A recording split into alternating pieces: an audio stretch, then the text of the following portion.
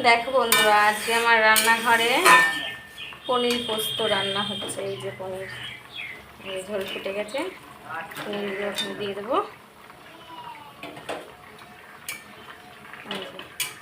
আমার রান্নাঘরে এই যে পনির পোস্ত, ওই যে কাঁকরোল ভাজা।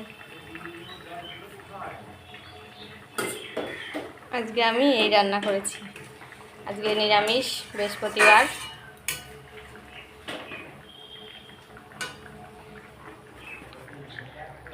পনির দেওয়ার পর একটু ফুটাবো, ফুটিয়ে নামিয়ে দেবো।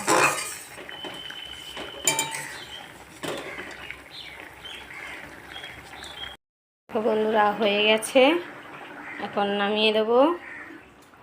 এই যে